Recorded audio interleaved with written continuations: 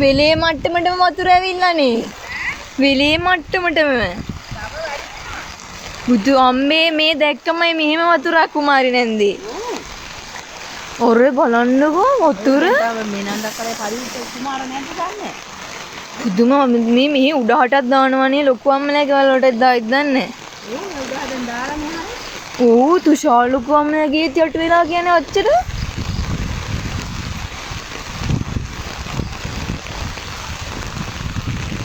මේ පාරෙත් මගේ දණක් තියෙනවා. ඕ බේ යන්න. නෑ වීඩියෝ පාර.